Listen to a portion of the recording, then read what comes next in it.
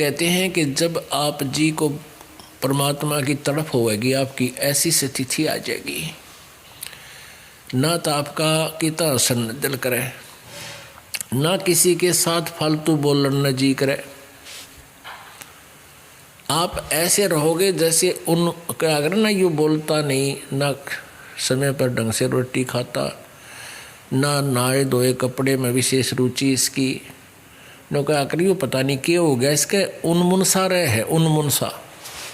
ये उन्मुनी मुद्रा जो होती है ये परमात्मा की तरफ एक विशेष तड़फ की प्रतीक होती है। परमेश्वर कबीर जी कहते हैं, कबीरा बैद बुलाइया, कबीर बैद बुलाइया, पकड़ के देखी बाँ नाड़ी देखी, बैद न बेद न जाने ही मेरा कर्क कलेजे माँ। वैद्य तो कहता है इसके कोई बीमारी नहीं, और घर वाले कह रहे हैं कि ये सूखता जा रहा है, ये बातें ना करता किसी तरह, नान दौड़ में इसकी रुचि ना, खान पीन में रुचि नहीं, कितने बैठ के किसी से बोलता नहीं। तो परमात्मा कहते हैं ये एक विशेष कसक होती है प्राणी का, एक विशेष मुद्रा बन जाएगी आप। और ये कैसे बनेगी? इस ज्ञान से, और साथ में भक्ति आपकी चलती रहेगी। जब तक आपकी भक्ति वाली ट्यूब में और कितने पंचर हो रहा है तो वो आप कमाई भी कर रहे हो, लेकिन वो स्थिति अभी नहीं आ रही तो आपके पंचर हो रहे हैं, क्योंकि आप अभी अपनी कमाई को दुआओं के माध्यम से बच्चों में या किसी परिवार के सदस्य को वितरित कर रहे हो। अपने चारों पल्लों को अच्छी तरह पकड़कर सुरक्षित करो, और फिर कुछ दिनों में देखना आपकी कैसी स्थिति आ जाएगी।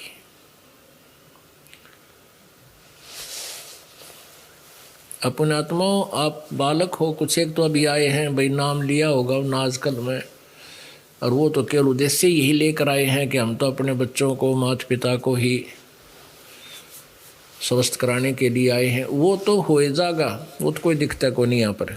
अब इन पुस्तकों को पढ़कर अधिकतर, कुछ तो बुद्धिमान आते हैं कल्याण के लिए, 80% वो दुखी प्राणी आते हैं जो 20-20, 30-30 वर्ष तक दूसरे साधनाएं कर रहे थे, और घर में सारी बिरानुमाटी, सारे दुख आग खड़े हुए। कोई प्रेत आत्मा परेशान कर रही है, किसी कोई पितर सता रहा है, किसी ने कुछ। एक भक्त आया इधर से बिहार से,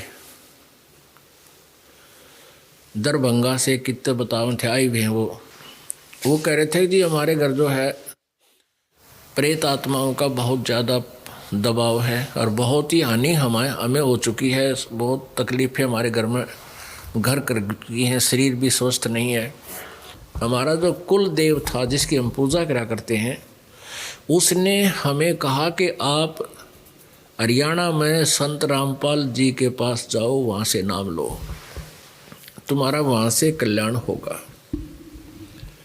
तो पुण्यात्माओं, ये ऐसे व्यक्ति जो आते हैं उनका उद्देश्य केवल यही होता है कि हमें बीमारी से पीछा छूटे, और जो भी हमारे ऊपर ये ऊपरी शक्ति है ख़त्म हो। ये तो ऑटोमेटिकली ख़त्म हो जाएगी यहाँ पर। हम इसका ना झाड़ा लाते, ना इसकी कोई इसको भगान की विधि जानते। हमारे पास ऑल आउट है, और जहाँ ऑल आउट होगी वहाँ मच्छर नहीं रह सकते। हमारे पास ये मंत्र ऐसा है, जहाँ जिसके घर में ये मंत्र प्रवेश हो गया, जिस परिवाणी का, वो ऑल आउट का काम करेगा। भूत प्रेत पितर सब गोली हो जाएंगे वहाँ तक। अब और समस्या आती है, फिर क्या होता है कि जैसे ये पुराने रंग में रंगी हुई पुरानी, एक भक्त कह रहा था जी हमारे अंदर बहुत दिक्कत थी, हमारे घर में सारे पिताजी भी भूत बन रहा, रिश्तेदार भी भूत, वो पूरी मंडली तैयार कर रहा अपनी, सारे ग्रुप इकट्ठा हो रहा उनका, और वो हमारे घर में रहे, और हमारी बयान में टिक रखी, हमने आपका नाम ले लिया। अब वो चले गए दूसरे जो और का केताऊ थे उनके जा बैठे। अब वो सैना दौरा गए ये जंतर मंतर करनियों के पास, वो कहने लगे कि तुम्हारे घर पे करवा दिया उनने, मतलब हमारा नाम लिया उन्होंने, कि उन तुम्हारे घर वालों ने तुम्हारे ऊपर के में करवा दिया और वो सारे थारे गलवा दिए। वो हमारे सिर हो गए, हमारे गल झगड़ा करें, तुमने हमारा जंतर मंतर करवा दिया।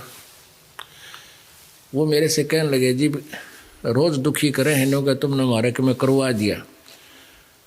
तो उनको बता भी हमने कुछ नहीं करवाया, हमने आपको उपदेश दे दिया, वो तुम्हारे घर नहीं आ सकते।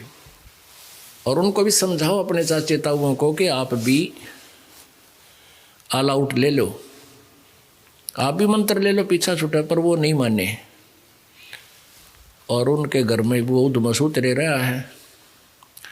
परमात्मा कबीर परमेश्वर कहते हैं कि जब मेरी शरण में प्राणी आ जाता है, ये देवी देवता पितर भूत मेरे पास आते हैं और हाथ जोड़ के खड़े हो जाते हैं, हे परमात्मा अब हम कहाँ जाएं, आपका जहाँ उपदेश हो गया वहाँ तो हम रह नहीं सकते, अब हमने ठोर बताओ। परमेश्वर कबीर जी कहते हैं जो हमको पूजा नहीं उनको लूटो खाओ। देवी देव ठाडे भय, ठाडे माने आगे खड़े हो गए, हमको ठोर बताओ, जो हमको पूजे नहीं तुम उनको लूटो खाओ। कि जो मेरी पूजा नहीं करते उनको लूटो खाओ, वो तुम्हारे लिए छोड़ रखे काल के, वो काल के लिए ही हैं। जो भगवान की सत साधना नहीं करते उनको लूटो खाओ। तो पुण्यात्माओं एक समस्या और आती है आपके ऊपर ऐसे ही कि जो आपके घर से तो भाग जाएंगे, फिर पड़ोसी वो तो जाएंगे उनके रिश्ते और काके ताऊआ में जो पुरानी रिश्तेदारियाँ वहाँ पहुँच जाएंगे।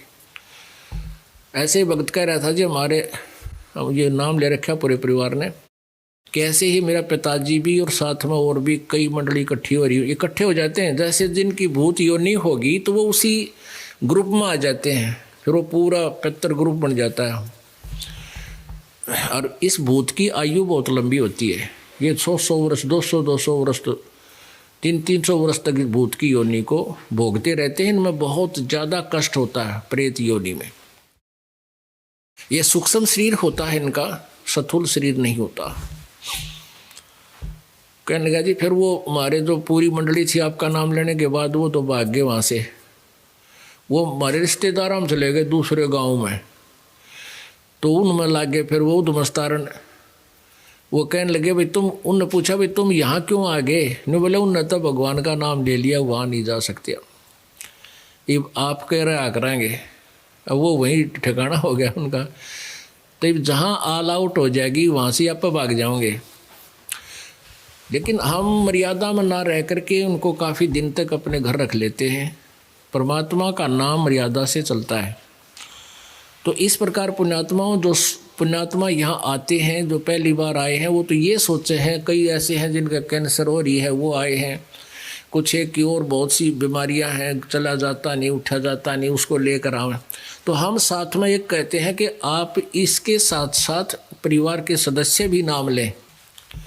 कुछ एक ऐसी आपदाएं होती हैं जैसे एक सदस्य घर के में प्रेत आत्मा प्रवेश है और उसको नाम मिल गया, उसके निकल गया दूसरे में बढ़ जाएगी, फिर उसकी साल 6 महीना में उसकी वह स्थिति हो जाएगी। तो हम कहते हैं कि तुम सारे ही क्यों ना ये ले लो और कल्याण हो गए। तो एक अनमोल काम है। केवल उद्देश्य हमारा रोग काटने का नहीं है, रोग तो आप पे कटेंगे। जैसे बीज बोने के लिए खेत संवारना ही पड़ता है, उसमें से सारा अडंगा हटाना पड़ा है। तो ये सब अडंगा इस नाम के बीजन से पहले हटाना पड़ता है। उसके लिए हम पहला मंत्र देते हैं। उस प्रथम मंत्र से आपके अंदर की जितनी भी ओपरी पराई सब ये भाग जाएंगी, एक भी नहीं टोई पाओगी। आपके हृदय में एक विशेष कसक बनेगी भगवान की, तब आपको सतनाम दिया जाता है। दूसरी सतिथि में, दूसरी स्टेज पर तब ये भक्ति चलती है। तो वो जो पहली बार आए हैं उनका उद्देश्य तो केवल यही होता है कि भाई मेरा बाप पिताजी ठीक हो जाए, या मेरी बहन बीमार है ये ठीक हो जावे, या मेरी पत्नी ठीक हो जावे, या मैं स्वस्थ हो जाऊं। और दास ये कह रहा है कि तुमने ये दुआएं नहीं बांटनी, तो उनको थोड़ा सा ज्ञान अधिक सुनना पड़ेगा। अधिक ज्ञान सुनने से फिर आपके समझ में आ जाएगी यह सचमुच ऐसा ही है। अब सब ने, आप जी ने नाम ले लिया, आप भी भक्ति करो, उनसे भी भक्ति कराओ, और सब मिलकर के भगवान के दरबार में आते रहो, तो सभी का कल्याण हो जाएगा।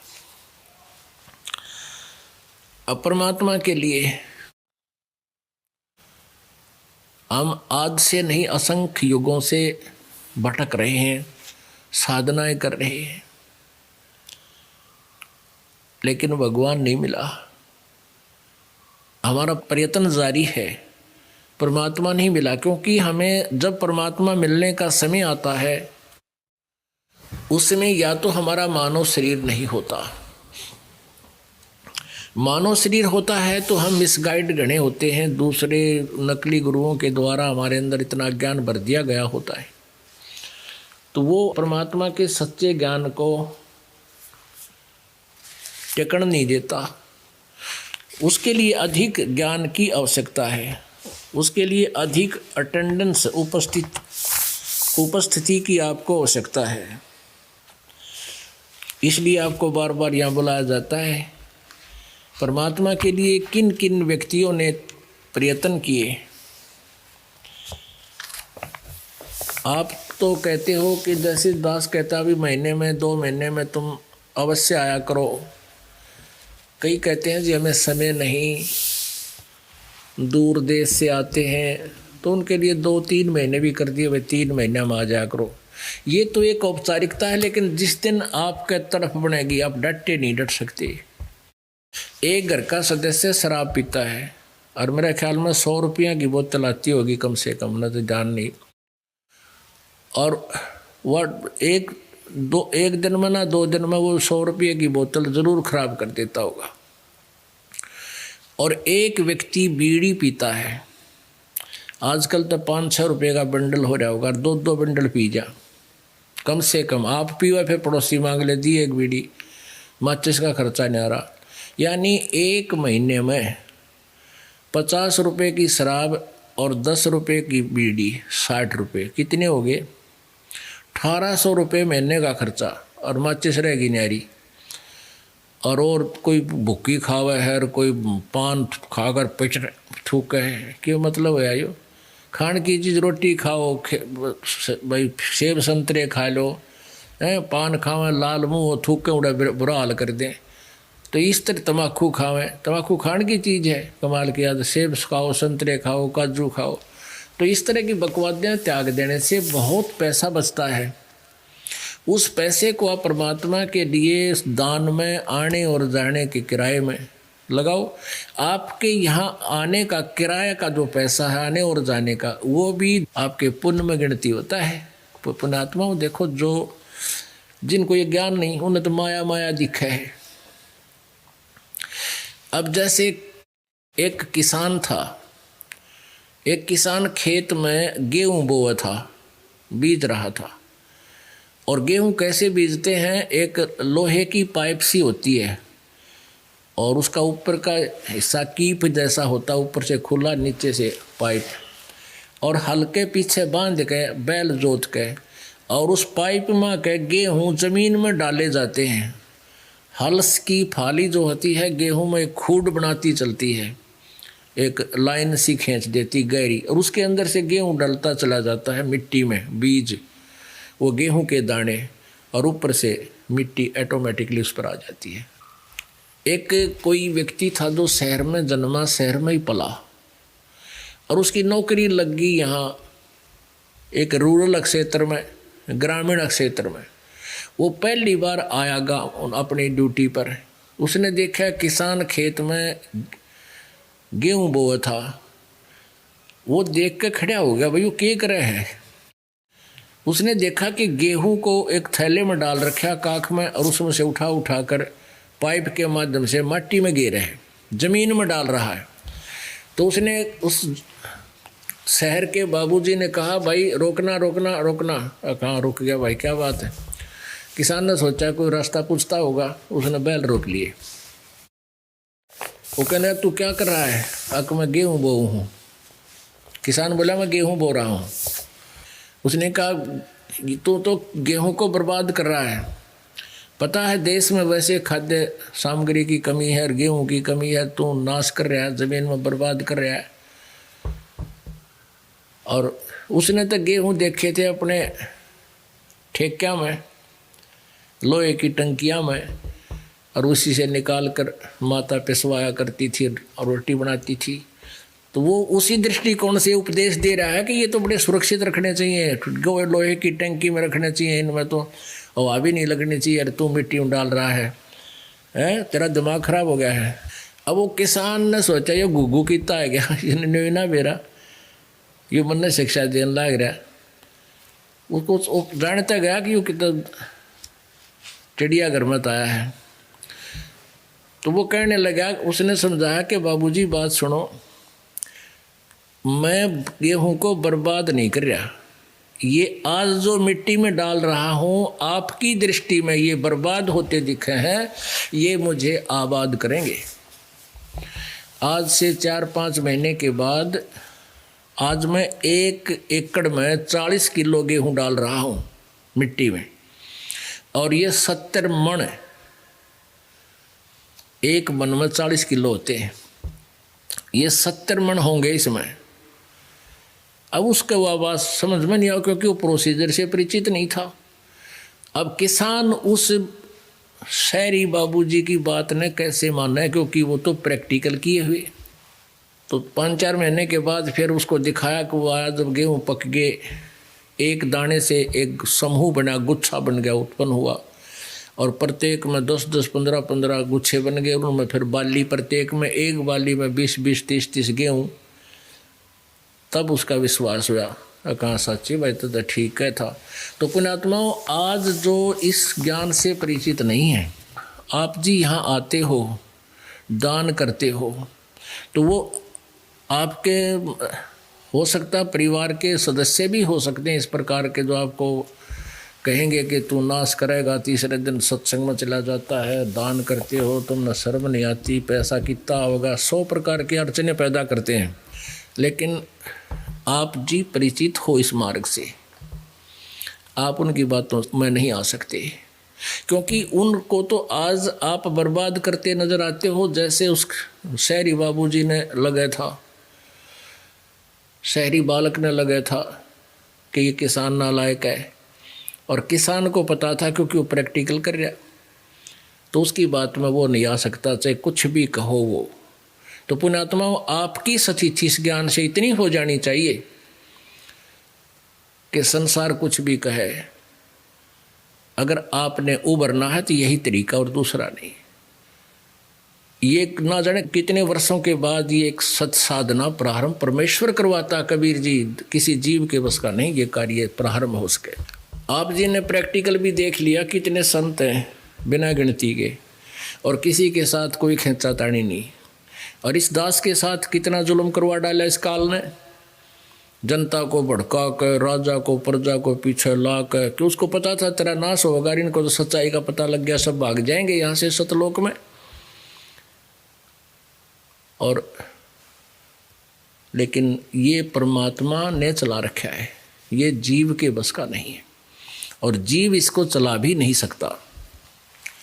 तो पुण्यात्माओं, जैसे एक पहले ये दास गांव में पाठ करने जाया करते थे, छठाठ जब किया, एक घर में हम पाठ करते थे 3 दिन का, जैसे ये अखंड पाठ दोनों तरफ चल रहा है ऐसे, तो 3 दिन मालिक की वाणी ये ज्ञान वहाँ चलता था, और दिन में भी रात में भी सत्संग करके परिवार के सदस्यों को या आस पास के आ जाते उनको खूब अच्छा रगड़ा ला करते ज्ञान का। 3-4 दिन मिल जाते थे हमने, तो उनको ज्ञान से भी परिचित करवाते, और फिर उनके दुख तो इतने दूर हुए गिनती नहीं हो सकती। तो ऐसे फिर वो पाठ का उन्होंने महत्व का पता लगा। एक भक्त ने चौबारे बनवाए, उनका किवाड़ ना चढ़े थे, किवाड़, और उधर से पाठ रखवा दिया। हम पाठ करने गए हुए थे, जिसके घर पर पाठ हो रहा था उपदेशी थे, उनका खुद भाई दूसरा, वो नाम नहीं ले रखा था, उपदेशी नहीं था। फिर जो उपदेशी नहीं है, ज्ञान से परिचित नहीं, उसके विचार तो ऐसे ही होते हैं। कहता है एक रिश्तेदार आ गया, बहन का बटेऊ पति, और बच्चे बोले फूफा जी आप पियो दारू और बीड़ी, आज हमारे पाठ चल रहा है, आप हमारे दूसरे अंकल का चले जाओ, चलो वहाँ छोड़ आते हैं। वो बोला मैं आपका चला जाऊँगा वहाँ तुम घनी छोड़ गाओगे, यानी महसूस सा किया। खाना खुना भी उसको वहीं खिला दिया।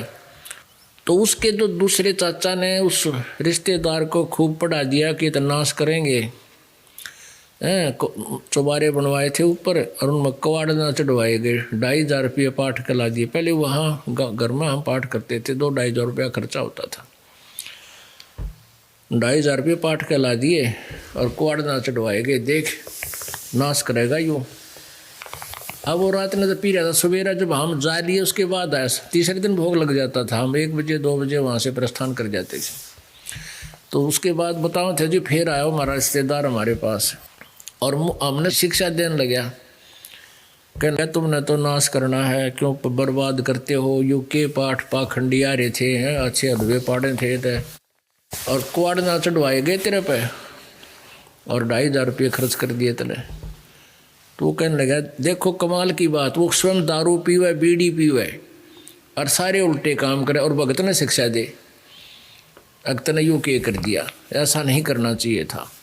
अब वो भगत उसकी क्यों करवाने का, जिसने इस ज्ञान कर, उनके घर पैसा दुख था परमात्मा ने दूर किया, वो ना बताया उस पड़ोसी ने।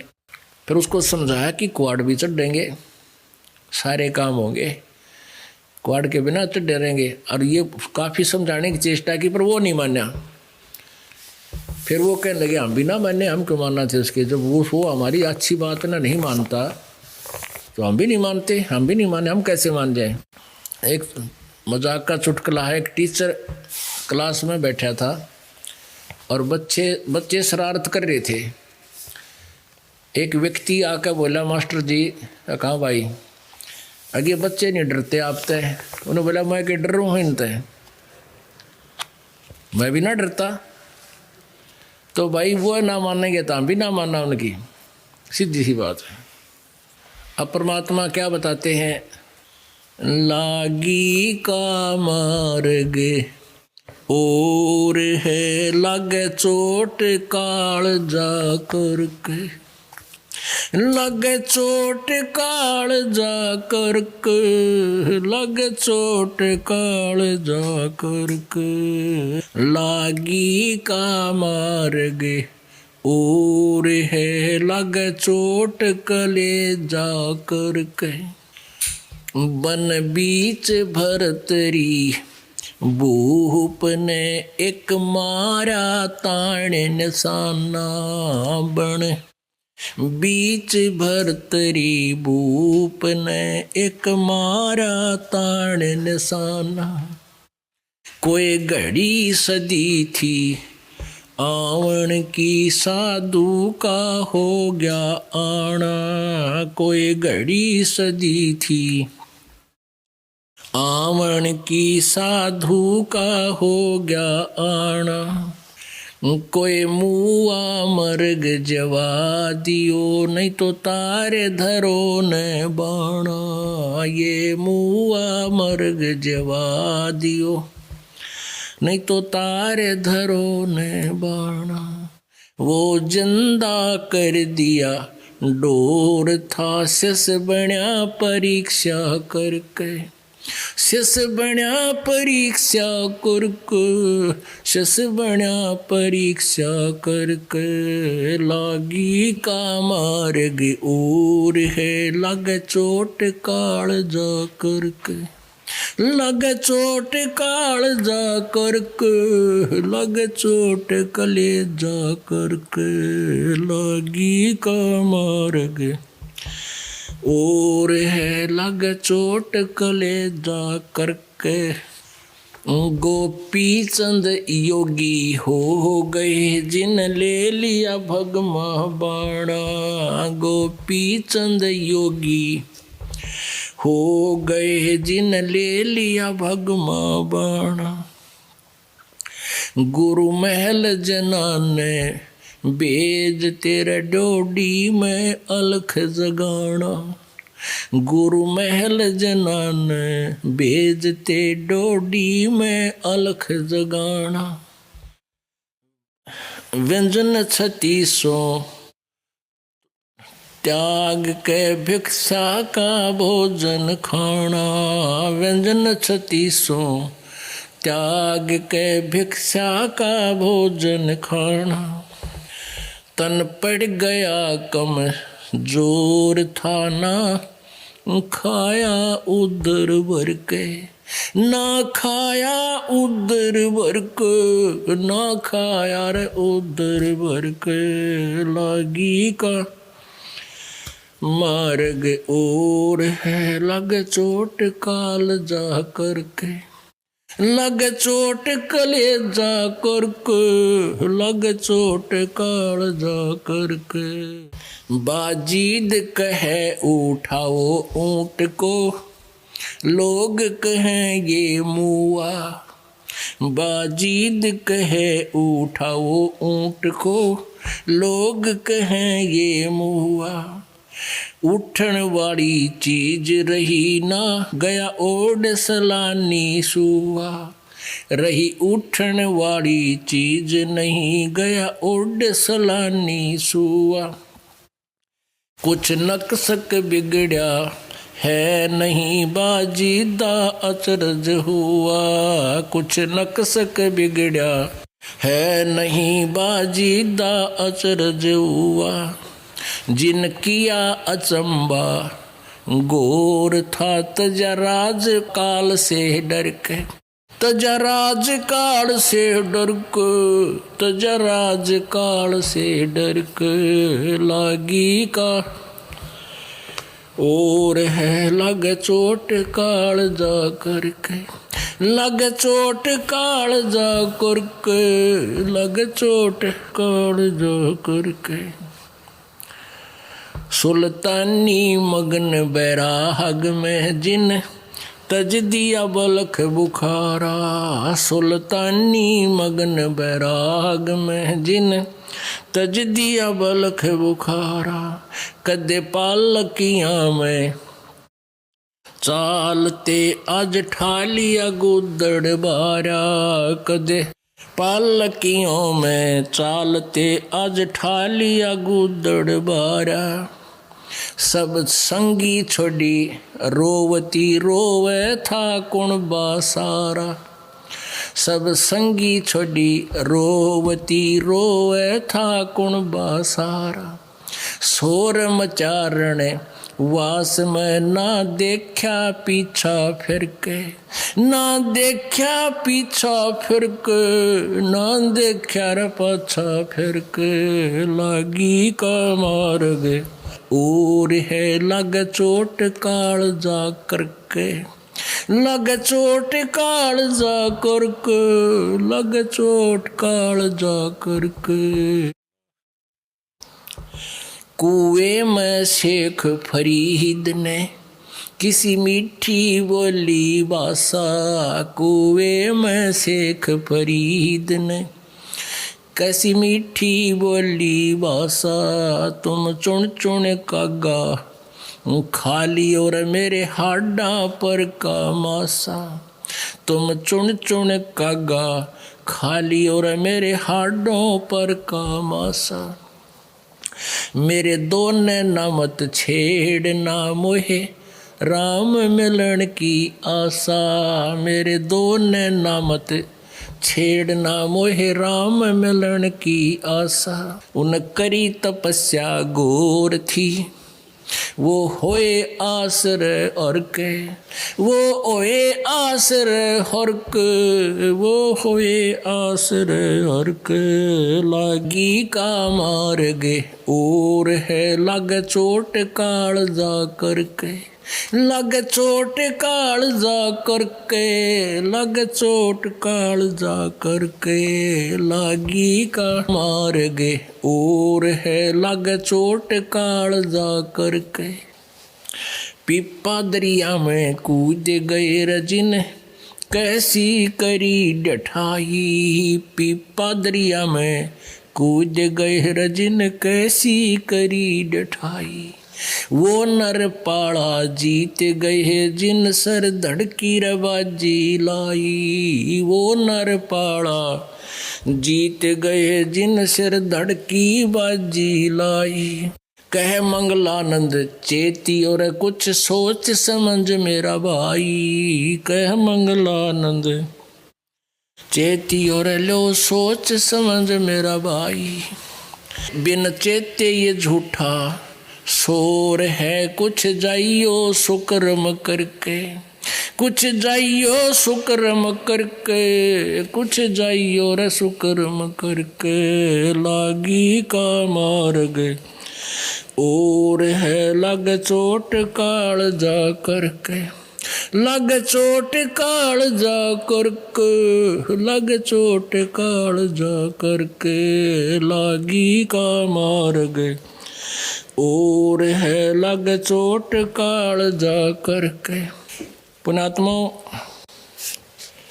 ये किसी भक्त ने, संत ने, जैसे पहले ये संत जन होते थे, ये भी परमात्मा की तरफ में ही लगे होते हैं। और जैसी भी कथा कहानी इन्होंने सुनी, उनके ऊपर ये एक शब्द बनाया, इसमें बहुत अच्छा चित्रण किया इन्होंने। लेकिन अब इसमें क्या क्या प्रमाण दिए हैं कि लागी का मार्ग और है लग चोट कालजा करके, यानी कलेजे में एक विशेष कसक बना करती है। किसी चीज की प्राप्ति की इच्छा के लिए एक विशेष कसक होती है। ऐसे ही जिनको ज्ञान हुआ, सत्संग, ये लोग सत्संग सुना दिया करते थे संतजन, और उन सत्संग को सुनकर पुण्यात्मा जो थी वो समर्पित हो जाते हैं, जो पिछले जन्म जन्मांतर से भक्ति करते हुए आ रहे हैं और मानुष जन्म से ही वो चलते आ रहे हैं, कुछ जन्मों से। वो पुण्यात्माएं उन संतों के द्वारा दिए गए ज्ञान पर कुर्बान हो जाते हैं, उनको समर्पित हो जाते हैं, जैसे वो कहते हैं वैसा ही करते हैं। जैसे गोपीचंद एक राजा था, उसको ज्ञान हुआ, उसी दिन राज्य त्याग दिया। बाल बच्चेदार था, 15-16 स्त्रियां थी, बालक बच्चे थे। ऐसे भर्तरी था, वो भी राजा था, उसने भी राज्य त्याग दिया। जब उसको ज्ञान हुआ तो दोनों ने गोरखनाथ जी से उपदेश लिया। गोरखनाथ जी के पास सिद्धियां थी, सिद्धियों के कारण वो बहुत सुप्रसिद्ध हो गए थे। और जैसा भी ज्ञान गोरखनाथ जी को था, उन दोनों अपने शिष्यों को बता दिया। अब ना मुक्ति गोरखनाथ की और ना मोक्ष गोपीचंद और भर्तरी का। सिद्धियां अवश्य इनके पास थी, जिस कारण से ये अभी भी जन्म और मृत्यु के चक्कर में भटक रहे हैं। ऐसे ही एक वाजिद नाम के राजा थे, उनको भी ज्ञान हुआ। एक ऊंट मर गया, काफिला उसका रुक गया, कहीं जा रहे थे तो उसने देखा भी ऊंट का ना कान टूटा, ना आँख फूटी, ना टांग टूट रही, कोई शरीर में भी कितना नुकसान को नहीं, मृत्यु कैसे होगी। तो उनको बताया गया जिसका समय पूरा हो जाता वो अचानक ऐसे ही उसी समय शरीर छोड़ जाएगा। बाजिद जी ने पूछा कि क्या मैं भी मरूंगा, क्योंकि जवान था, राजा का लड़का था। उनको बताया गया कि हाँ, एक दिन सभी ने मरना होगा। फिर ये किसा राज भाई तुरंत त्याग दिया। इसका समाधान क्या है? अब उनके साथ जो वो कहते हैं ना, पंडित और मसालची दोनों सूझे ना, और न करे चांद ना रहे आप अंधेरे माँ। तो उनके साथ जो धार्मिक गुरु हुआ करते थे, वो ज्ञान तो सारा बता देते थे जी, भक्ति करनी चाहिए, मोक्ष हो जाता है, अल्लाह खुदा की भक्ति हो तो बेड़ा पार हो जाता है। और वो खुद कख भी ना करते थे। पंडित और मसालची दोनों सूझे ना, दो औरों को करे चांद ना रहे आप अंधेरे में। लेकिन उस चांदने में उसकी आँख खुल गई, दूसरी दिन राज त्याग कर जंगल में चला गया। अब जंगल में कौन सा भगवान वो बिठा कर रहा था, अगड़ा जाते मिल जाएगा। एक वैसे भ्रमणा भटकना है इस प्राणी की, काल इसको भटकाता है। अब वहाँ काम फिर परमात्मा की दया हुई, क्योंकि हम उसी के बच्चे हैं। जो पुण्यात्मा आज इस दास के द्वारा दिए गए सत्य ज्ञान की भक्ति कर रहे हैं और 2 वर्ष 4 वर्ष 5 वर्ष भी वो करके फिर भाग जाते हैं या किसी कारण से मिसगाइडेड हो जाते हैं, अब वो काल का फंस जाते हैं। उनकी इतनी कमाई हो जाती है, जैसे एक सतनाम की कितनी कमाई है, एक श्वास की, उस श्वास से आप सतनाम का जाप करते हो, इसकी कितनी कीमत आपको प्राप्त होती है। कहते हैं सतनाम पालड़े रंग होरी हो, 14 लोक चढ़ावे राम रंग होरी हो, 3 लोक पासंग धरे रंग होरी हो, तो न तुले तुलाया राम रंग होरी हो। कहते हैं इस जिस दिन तुम ये नकली होली खेलते हो, खुशी मनाते हो, फुहारे छोड़ते हो रंग के, कहते ये नहीं, राम नाम की होली, जिसने सतनाम मिल गया उसके घर होली यानी खुशी होगी, ना तो खुशी नहीं इस संसार में। एक भगत कह रहा था जी हमारे 7 साल हो गए हमने कोई भी त्योहार नहीं मनाया, क्यों, कभी तो घर में मौत होगी, काका का लड़का मर गया, मेरा खुद भाई की मृत्यु होगी, अगले साल एक बहन होगी की मृत्यु होगी, बहन विधवा होगी, फिर अगले साल ऐसे ही फिर और घर में मृत्यु होगी, यानी 7 साल हो गए हमने त्यौहार नहीं मना ली। तो पुण्यात्माओं यहाँ क्या पर त्यौहार मनावे। नानक साहब जी कहते ना जाने काल की कर डारे, किस विध ढलजा पासावे, और जिनाते सरते मौत खुड़क दी उन्होंने केड़ा हासावे। अब जिनका मर गया वो तो त्यौहार नहीं मनावे, फिर के हो गया भाई भी मना लो, और जो जिनका ना चोट लगी वो नाचे कूदे। तो जब संत हो जाओगे, ज्ञान हो जाएगा, फिर यहाँ के किसी भी बकवाद में आपका मन लग गया कोई नहीं, अपने आप हटेगा, आवश्यकता नहीं महसूस होगी। आज नाच रहे कल के रखे बिजली गिर दे कालियो, भगवान रुष्ट हो जाएगा, परमात्मा नहीं चाहते कि हमारे बच्चे ऐसा करें, तो फिर आप करोगे तो आपका नाम खंड हो जाएगा, फिर वो चोट मार देगा, फिर वो त्यौहार मना के दिखाइयो तुम। तो इसको ज्ञान से समझना है। जैसे भक्त क्या कहते हैं जी, आपके नियम बहुत तगड़े, आपके गुरु जी के नाम तो ले लें हम, अरे नियम है ये तो बेमतलब के हम खाम का झंझट गल में घाल रहे थे, ये तो वैसे नहीं करने चाहिए थे। दारू पीना, बीड़ी पीना, मांस खाना, नाचना कूदना, ये कोई अच्छी बात थी? ये तो वैसे नहीं करनी चाहिए थी हमने, और तुम करने लग रहे, हम तो इसे अलमना हटावा हाँ तुम्हारे ने। तो जो प्रसंग चल रहा है हम उसी पर आते हैं। ना जाने काल की कर डाले, किस भी जा पासावे, जिनाते सरते मौत खुड़क दी उन्होंने केड़ा हंसावे। फिर क्या पर नाचे कूदा इंसान। इसलिए हम वैसे ही आप जी को समझाने की चेष्टा करते हैं कि बुराइयां हैं, इनको नहीं हमने करना, परमात्मा से डर कर चलना होता है। हमने अपनी सत्साधना को करना है। सत्साधना गुरुजी से उपदेश लेकर ही बनती है, और ये कोई आज की नहीं। आज जैसे कोई व्यक्ति सुख की खुशी मना रहा है, कहते हैं सतनाम पालड़े रंगोरी हो, और 14 लोक चढ़ावे राम रंगोरी हो। इस ब्रह्मांड के अंदर 3 लोक, एक तो ये पृथ्वी लोक, पाताल लोक और स्वर्ग लोक, इससे अलग 14 लोक और हैं। ये सारे ब्रह्मांड की सामग्री आएगी इसकी, एक ब्रह्मांड की। कहते हैं एक सांस उश्वास के मंत्रते, एक सतनाम के जाप से प्रॉपर वेद हैं, पूरे संत उपदेश हो, मर्यादा में रह रहे हो, तो उसकी एक श्वास उश्वास के सिमरण की कितनी कीमत है। तराजू के यानी बैलेंस के, ताखड़ी के एक पलड़े में तो श्वास उश्वास सतनाम के 2 अक्षर के नाम के जाप की कीमत एक पालड़े में रख दे, और उसके बराबर दूसरे में ये 14 लोक चढ़ा दे।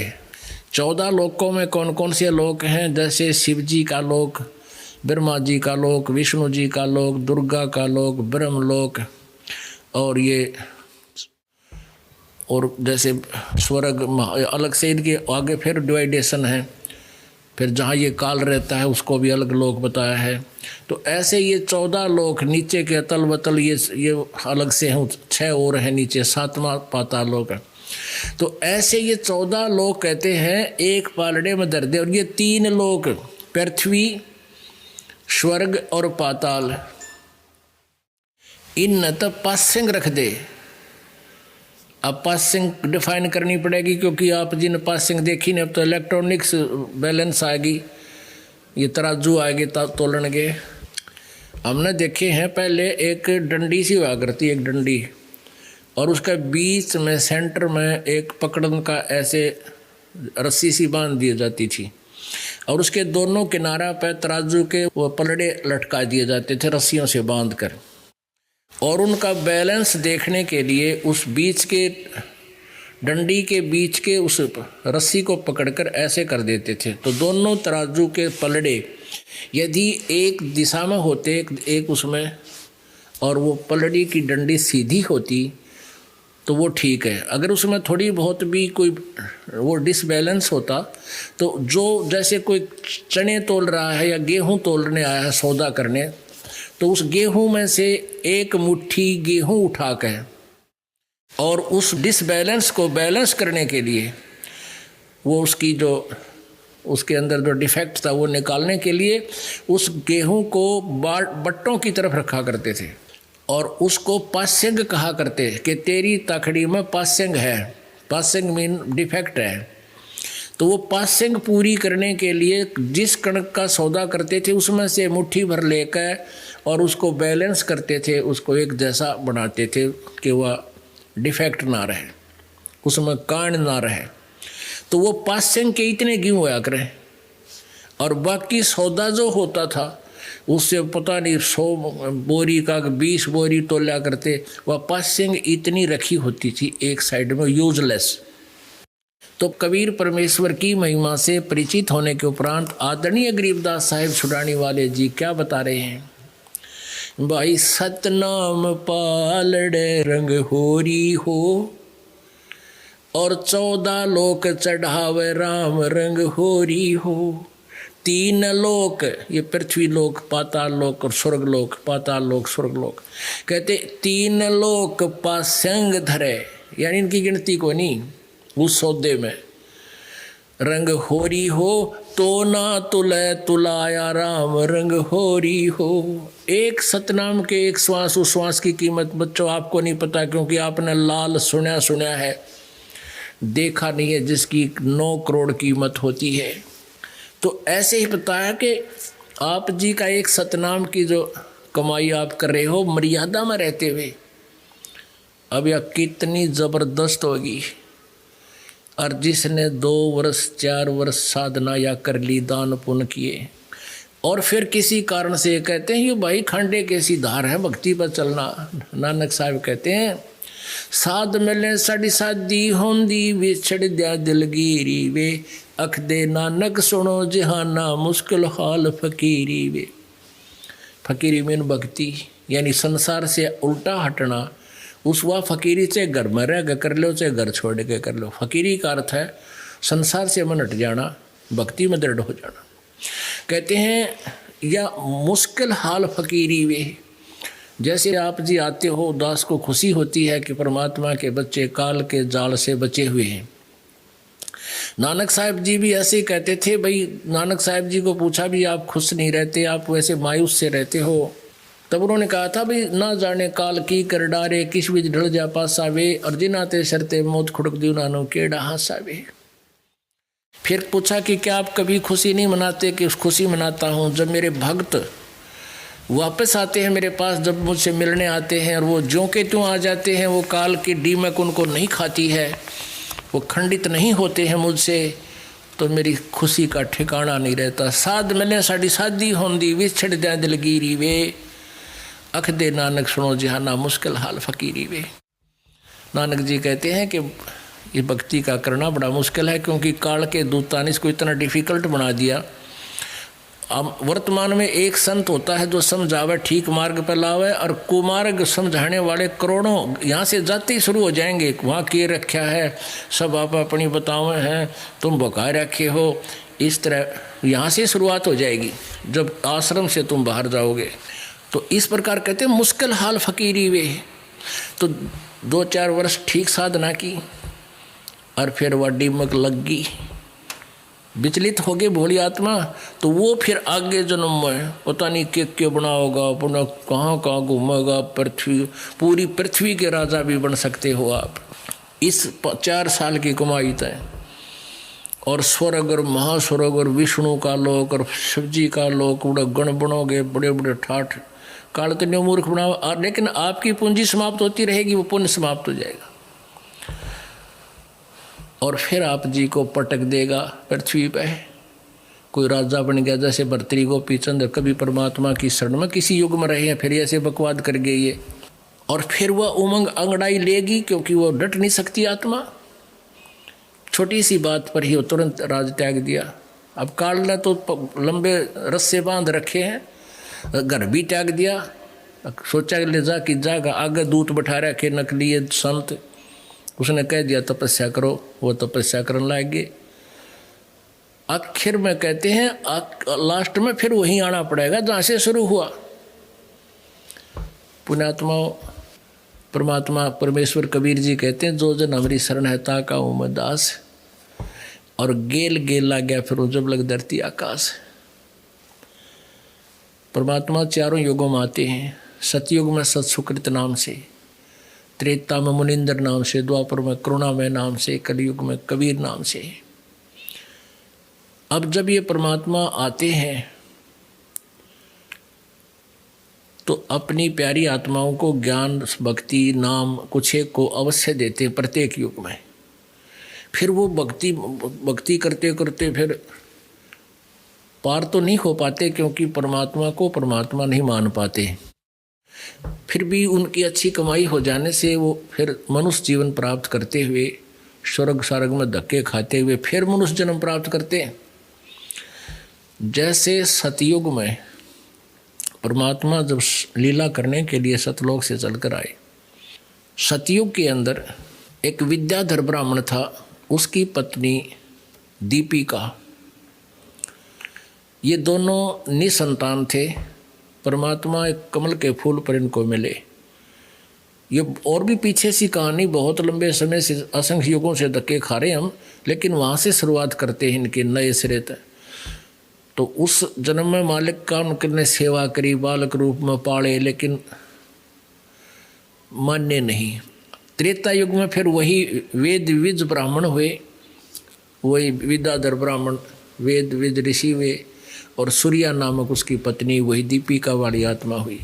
उसमें भी काफ़ी चेष्टा की परमात्मा ने उनको समझाने की, लेकिन अपना ऐसे ही मिले थे परमात्मा बालक रूप में कमल के फूल पर, तो वो नहीं माने, क्योंकि बेटे की बात माँ बाप कम मान्या करें, और अगर वो उसमें मान जाते तो उनका बेड़ा पार हो जाता। तो वही आत्मा फिर भटकती भटकती आई। अब कलयुग में आकर वो वेद विज ब्राह्मण तो बना रामानंद, शादी नहीं कराई, बाल ब्रह्मचारी रहा, और दीपिका बनी फिर वो कमाली वाली आत्मा। उसका जन्म हो गया एक मुसलमान धर्म में। अब कर ले इस काल का क्या करे, लेकिन कहते सोचल छिदर मैं करूं अपने जन के काज। तो कमाली वाली आत्मा जो थी वो एक राबी नाम की लड़की, मुसलमान धर्म में जन्म था। जब वो 10-12 वर्ष की थी परमात्मा उनको मिले, लड़की को समझाया, उसने 3-4 वर्ष मालिक की साधना की, लेकिन फिर शादी से भी मना कर दिया कि मैं ब्याह नहीं करवाऊंगी। लेकिन घर वालों ने कहा भी हमारी इज्जत का मामला, हम बेटी को घर नहीं रख सकते और ब्याह तेरा बेटी करवाना पड़ेगा। माता पिता ने खाना पीना छोड़ दिया। अब लड़की ने सोचा ये बुढ़े मरेंगे तेरे सिर होंगे, ठीक है मैं शादी करवा लेती हूँ, लेकिन पति से साफ कह दूँगी मैं संतान उत्पत्ति नहीं करूँगी और आपकी मर्जी जैसे वो चीज़ समझो कर लो। उसने ऐसा ही किया। अपने पति से के घर गई तो उसको पति को साफ साफ बता दिया कि मैं संतान उत्पत्ति नहीं करना चाहती, मैं ब्रह्मचारी रहना चाहती हूँ। मुसलमान धर्म में और भी कई शादियाँ हो जाती हैं। तो वो भी एक नेक आदमी था, अच्छा अधिकारी था, अफसर था, पुण्यात्मा थी। उसने कहा भाई ठीक है, देखो बात सुन ले, जैसे तेरे माता पिता ने भी अपनी लोक लाज थी उस जिस कारण से आपने शादी निकाह कबूल कर लिया, ऐसे ही मेरी भी एक मजबूरी है, मेरे समाज है, आप मेरी पत्नी बनकर रहोगे, लेकिन मेरे व्यवहार में तो मेरी बहन होगी और समाज की दृष्टि में तो मेरी पत्नी होगी। तेरा अलग से एक मकान बना दूंगा, अपनी भक्ति कर ले। ऐसा ही हुआ। अपना आत्माओं, इस अध्यात्म ज्ञान को समझकर आपकी जड़ हल जाएगी यहाँ से इस काल तक। आप तो आज तक हमने ज्ञान नहीं सुना था, सिर्फ राम राम याद जरूर था, भक्ति कराएंगे भगवान तो सुख लेंगे। इस भगवान के घर में सुख तो मुफ्त में मिलेंगे आपको, उसमें रूंगे में। लेकिन ये ज्ञान समझना चाहिए। जब वो 50-55 साल की 60 वर्ष की होगी तब उसने कहा मैं हज करके आऊँगी। मुसलमान धर्म में एक ऐसी परंपरा है, ऐसी धारणा है कि जो हज कर आता है नहीं कर का होगा तो उसका मोक्ष नहीं। और वहीं यदि मक्का में जीवन पूरा हो जा फिर तो कहना है वहीं मर जाता, कहते सीधा स्वर्ग में जाता है। तो राबिया नाम की लड़की जब 60 साल की औरत होगी, 50, 55, 60 की, तो वो चल पड़ी अपने पति से आज्ञा लेकर के हज के लिए चल पड़ी। रास्ते में पैदल जा रही थी, उसके पति ने कहा था कि आप कहो तो मैं आपके लिए एक ऊँट गाड़ी बनवा देता हूँ, तैयार करवा दूंगा। नहीं, बोली मैं पैदल जाऊंगी। पहले ऐसे कच्चे रास्ते थे, पैदल जाया करते थे। रास्ते में जा रही थी, काफ़ी लंबी सफ़र तय कर लिया। जब उसको प्यास लगी, कुएं की तलाश करी। कुएं के ऊपर क्या देखा, एक कुतिया जिसके छोटे छोटे बच्चे साथ में, उनकी आंखें भी नहीं खुली थी, वहाँ बैठे थे, कूं कूं कर रहे थे। कुतिया बहुत प्यासी थी, कभी राबिया के मुंह पैरों की तरफ आवे फिर भागकर कुएं की तरफ जावे। वो जान गई कि उसको प्यास बहुत लगी है। उस कुएं पर कोई बाल्टी नहीं थी जिससे पानी निकाला जा सके, ऐसा कोई पात्र डोल नहीं था, रस्सी नहीं थी। आसपास कोई गांव झोंपड़ी नहीं थी, ढाणी नहीं थी। कहते साधु के अंदर दया बहुत होती है, दया बिना दरवेश कसाई, जिसके अंदर दया नहीं वो संत भगत नहीं, हो तो कसाई होता है। अब लड़की ने आव देखा ना ताव देखा, अपने बाल पाड़े सिर के नो ए पाड़ के देखियो 5-4 बाल पकड़ के नो पटापट अपने बाल नो पाड़ के, और एक रस्सी बाटी लंबी, अपने कपड़े निकाल के, पहले मोटे कपड़े खद्दर के पहना करते थे, हाथ से बुने हुए, जुलाहों के बुने हुए, उसको अपने बालों से बनी हुई रस्सी से बांधा। स्वयं लहू लुहान होगी, सिर में लहू निकल रहा है, खून रक्त निकल रहा है। उस कपड़ों को नीचे पानी में डाला, गहरा पानी होता था, 200-100 फुट, 150 फुट नीचे। उस रस्सी, बालों की रस्सी से, केस की रस्सी से बांधकर पानी में डबोए भिगोए, बाहर निकाले, एक पात्र में निचोड़े। एक मटका फूटा हुआ रखा था। अब कुतिया साथ की साथ पी जावे, वह फिर यानी उसको तृप्त किया, और फिर वो अपने गीले कपड़े वापस पहनकर और प्रस्थान करने लगी मक्का की तरफ। जो ही चलने का इरादा किया, उसी समय मक्का एज इट इज उठ के विमान की तरह और उस कुएं के साथ में आकर लग गया, जैसे प्लेटफार्म पर ट्रेन लग गया करे। और मक्के में वो तो गई इस उद्देश्य से, उसको सपना सा हुआ कि मक्के में आ गई मैं इतनी जल्दी। उसमें प्रवेश किया, प्रवेश करते ही वहाँ से उठकर चल पड़ा। उसी समय ये इब्राहिम सुल्तान अधम, ये जिसका आगे कथा सुनाएंगे, वो वहाँ गया हुआ था मक्का में, और वो परमात्मा कबीर जी की शरण में कभी रहा था, और उसको ज्ञान था इस अधम के शरीर से पहले किसी और मनुष्य शरीर में था, तब ये इस वहाँ पहुँचा हुआ था। वहाँ वो भी गया हुआ था, वो वहाँ उसके लिए नहीं गया था मक्के माथा टेक, मक्के में बाहर बैठा था। लोगों ने पूछा मक्का कहाँ गया, मक्का कहाँ गया, अरे मक्का कहाँ गया। इब्राहिम सुल्तान ने कहा था कि ये मक्का नहीं मुकाम, और गया रांड के लेन को नो कहे अधम सुल्तान। अब वो नो कह के एक रांड ने लेन गया है। कहने का भाव ये देसी भाषा में अपना कहा कि वो कदे मालिक के चरणा में थी, जब मानी कोई ना ये बांडा धक्के खाती। अब वो परमात्मा जिसने इतना ज्ञान दे दे के और उसको इतने योग्य बनाया था, उसकी फिर भी भक्ति नहीं करी। अब फिर उसका जन्म हुआ, अब भी वो मनमुखी साधनाएं कर रही है, और उसकी की हुई क्रियाओं से। पुणात्माओं, आपने गीता जी अध्याय नंबर 15 के श्लोक नंबर 17 में पढ़ा था कि उत्तम पुरुषा तु अन्य परमात्मा इति उदारत है, ये लोग तरमाविश्य विवर्तिया वे ईश्वर है। वो परमात्मा क्षर पुरुष और अक्षर पुरुष जो 16वें मंत्र में वर्णित हैं, उनसे भी अन्य है, और वही तीनों लोकों में प्रवेश करके सबका धारण पोषण करता वास्तव में वो अविनाशी परमात्मा है, भगवान है, और वो ही परमात्मा कहा जाता है। यानी सबके लिए जैसा जो क्रम जिसका किया हुआ है उसको वो परमात्मा ही देता है। अब देखो, जिस माई के लिए, जिस बहन के लिए, जिस पुण्यात्मा के लिए एक मकान उठ के जो धार्मिक स्थल और जिसको सब अक्षेत्र पूज रहा वो उसके वो वहाँ जाते हैं उसको मत्था टेकने, और वो उठ कर आ गया उस पुण्यात्मा के पास। कहते हैं सुल्तान अधम मक्का गया और मक्का नहीं मकान। वो अधम सुल्तान ने कहा था इस मक्का के तो एक ढूंढ है भाई, एक मकान है, इसमें अल्लाह भगवान नहीं है। अब कहाँ गया ये? गया एक रांड को लेन को नो कहा अधम सुल्तान के एक नालायक को लेन गया है यो मक्का। ओए होए।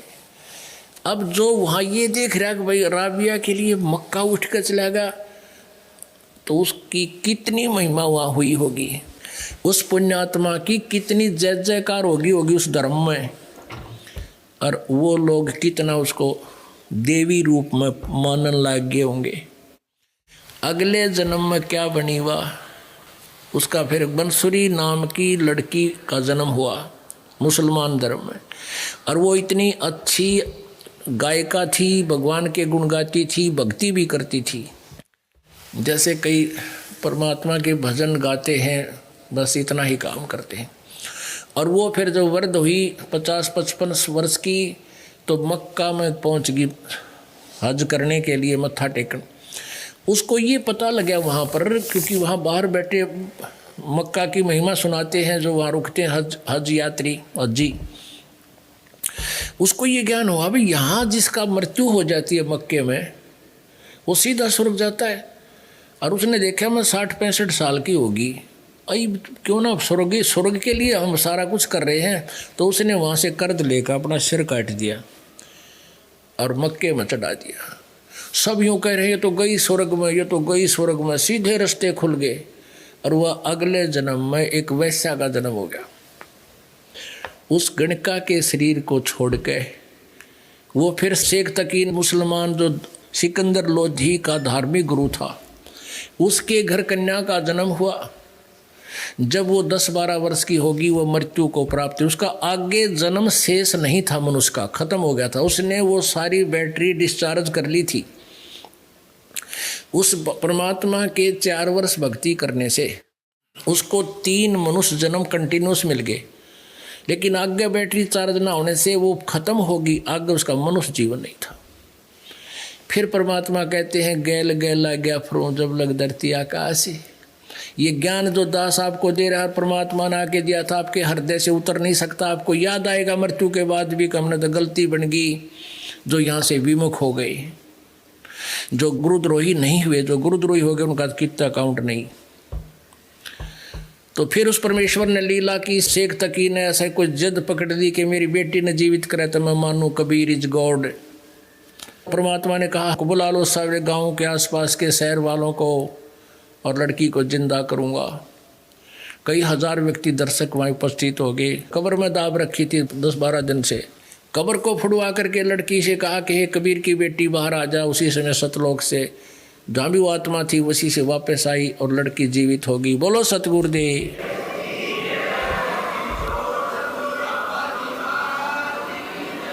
उस लड़की को फिर अपनी बेटी रूप में रखा परमात्मा ने। उस लड़की ने अपने पिता के साथ जाने से मना कर दिया और 1.5 घंटे तक प्रवचन किया कि ये परमात्मा है, बोले व्यक्तियों तुम कहाँ घूम रहे हो, मेरे से भी गलती बनी थी। 4था जन्म पहले मैंने एक राबिया नाम की लड़की थी, परमात्मा मिले थे, मैंने 4 साल भक्ति की थी इनकी।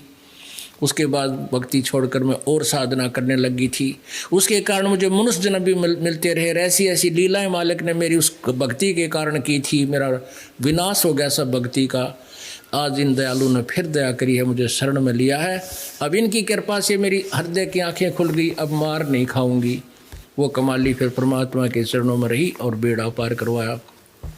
तो पुण्यात्माओं कितना भटक लियो, कितना बिन साहेब की बंदगी, कितना ठोर ठिकाना। बोलो सतगुरुदेव की जय।